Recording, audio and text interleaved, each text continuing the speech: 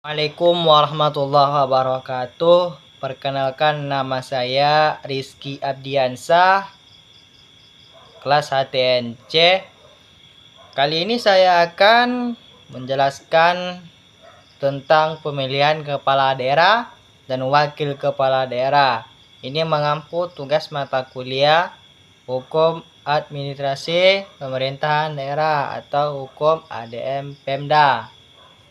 Sistem pemilihan kepala daerah ini sistem pemilihan kepala daerah itu adalah pemilihan langsung. Ada pemilihan langsung. Apa itu pemilihan langsung? Pemilihan langsung adalah pemilihan kepala daerah yang dilakukan dengan sistem pemungutan suara secara langsung.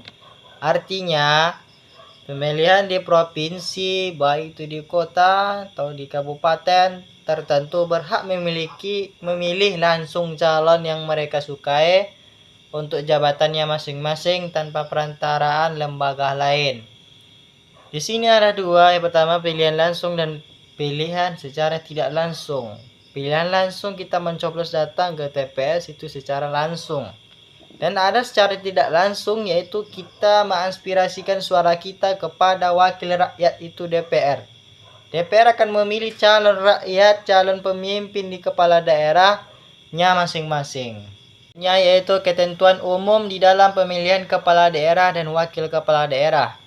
Nah, pemilihan kepala daerah atau pilkada dan wakil kepala daerah di Indonesia diatur berdasarkan undang-undang yang berlaku, seperti Undang-Undang Nomor 10 Tahun 2016 menjelaskan tentang pilkada. Berikut adalah ketentuan umum yang berlaku, silahkan lihat di PPT. Yang pertama yaitu prinsip pemilihan. Apa itu prinsip pemilihan? Prinsip pemilihan itu dilakukan secara langsung, umum, bebas, rahasia, jujur, dan adil. Pelaksanaan pilkada harus menjamin partisipasi dari masyarakat. Yang kedua yaitu ada persyaratan peserta.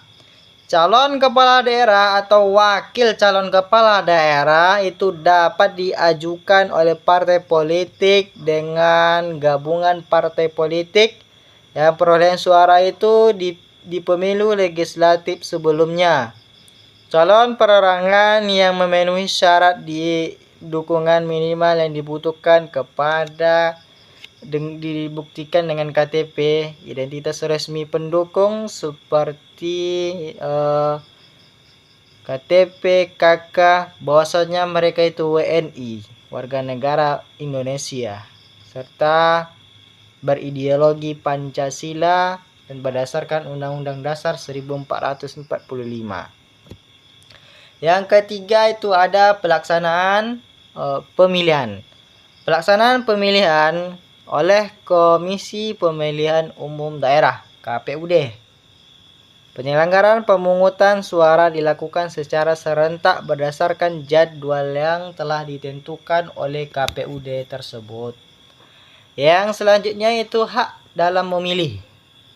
Hak dalam memiliki warga negara Indonesia yang telah berusia 70 tahun ke atas atau sudah pernah menikah, terdapat dalam daftar memilih tetap, biasa disebut DPT, yang disusun oleh KPUD tersebut atau Komisi Pemilihan Umum Daerah tersebut. Yang selanjutnya yaitu tahapan pilkada. Yang pertama itu penetapan jadwal pembukaan pendaftaran sebagai calon dan bakal calon kepala daerah dan wakil kepala daerah. Yang selanjutnya itu verifikasi dan penetapan calon masa kampanye. Yang selanjutnya pemungutan dan penghitungan suara. Dan selanjutnya itu penetapan hasil dan pengesahan. Nah, kalau udah pengesahan itu resmi selesai pilkada tersebut. Tunggu pelantikan. Materi selanjutnya yaitu sistem kepartaian di dalam pilkada. Sistem kepartaian dalam pilkada merujuk pada peran partai politik dalam mengusung calon kepala daerah dan pengaruhnya terhadap hasil pemilihan di Indonesia. Di Indonesia, Sistem kepartaian dalam pilkada dapat dibedakan menjadi beberapa bentuk. Ada 5. Yang pertama, parpol sebagai penentu calon. Di sini parpol sebagai penentu calon dalam pilkada, partai politik tersebut diusung partai politik. Seseorang kalau tidak ada partai politik dan ia bernekat untuk mencalon sebagai calon kepala daerah, itu tidak bisa, karena penentuan parpol sebagai penentu calon itu partai yang harus mencalonkan calon kepala daerahnya. Yang kedua itu koalisi partai. Pada pilkada diikuti lebih dari 2 pasangan calon. Seringkali dibentuk koalisi antar partai politik untuk memperkuat dukungan terhadap pasangan. Banyak sekali calon-calon kepala daerah yang memiliki sekali banyak jenjang-jenjang partai. Ada 5, ada 3, ada 2. Dan pun ada 1 partai. Itu pun tidak memperkuat koalisi mereka. Yang selanjutnya, peran partai politik di dalam pemilihan. Apa sih? Partai politik di tingkat nasional dan daerah mempengaruhi jalannya pilkada dengan calon-calon tersebut yang sesuai dengan visi dan misi mereka.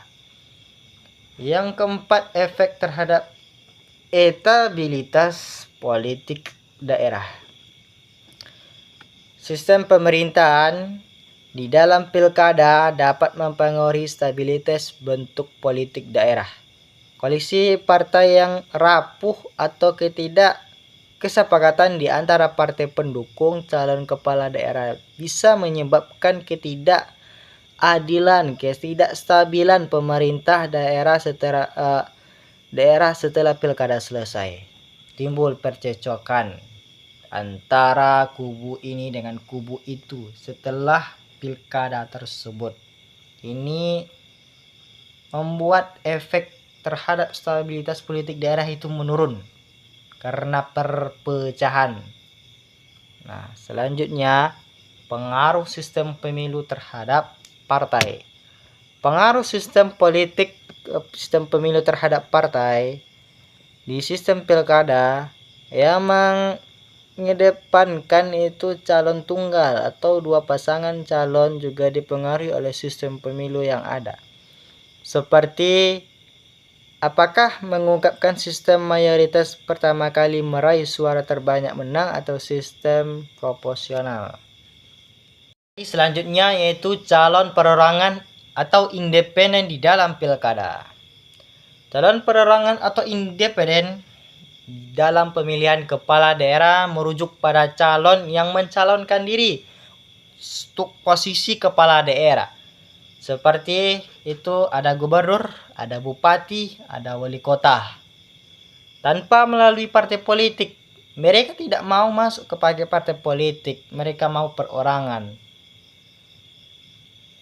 Mereka bisanya mengusung diri dengan dukungan langsung dari masyarakat atau kelompok tertentu.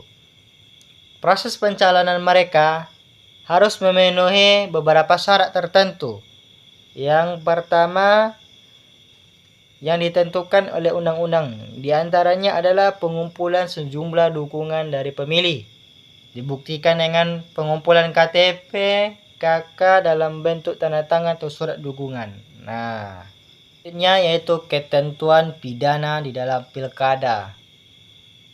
Banyak orang heran, pilkada bisa juga dengan dipidana apabila seseorang itu melanggar undang-undang tentang tentang pilkada. Yang pertama itu pelanggaran. Dalam hal ini, pilkada dapat berupa kecurangan, intimidasi, atau kampanye hitam. Kampanye hitam itu adalah bahasa sininya yaitu adalah serangan fajar. Ini adalah sebuah tindak pidana di dalam pilkada. Yang kedua itu sanksi pidana. Sanksi pidana dapat berupa denda, dapat berupa penjara atau pembatalan hasil pemilu. Ini menurut saya adalah hal yang mustahil, yang telah beredar di masyarakat seseorang yang telah melakukan pidana di dalam pilkada, susah sekali rasanya kita menggugat seseorang tersebut untuk di jalur hukum, karena semua sudah bermain dengan politik kotor. Yang ketiga itu ada proses hukum. Pelanggaran pilkada akan ditangani oleh Bawaslu dan aparat penegak hukum. Ini cuma sebagai topeng saja. Tidak semestinya kita ikut campur tentang pilkada, tetapi ini demokrasi yang harus kita junjung tinggi keadilan. Jangan kita menodai sesuatu itu dengan hal-hal yang kotor untuk kita bisa maju untuk naik menjadi kepala daerah. Jangan. Jadilah sebagai orang yang jujur, karena orang jujur itu mahal. Selanjutnya yaitu peraturan pemerintah nomor 6 tahun 2005. Tujuan dari ini menentukan aturan pelaksanaan Undang-Undang Nomor 32 Tahun 2004 tentang pemerintahan daerah. Yang kedua, materi. Menjelaskan tentang tata cara pilkada termasuk tahapan dan persyaratan. Yang selanjutnya itu pengaruh. Ini menjadi acuan di dalam pelaksanaan pemilihan kepala daerah di Indonesia. Nah, demikian yang dapat saya sampaikan. Lebih kurang mohon maaf apabila ada kesalahan dan khilafan. Yang benar datang dari Allah, yang salah itu datang dari yang menyampaikan. Lebih kurang mohon maaf bila ada kesalahan dan khilafan. Assalamualaikum warahmatullahi wabarakatuh.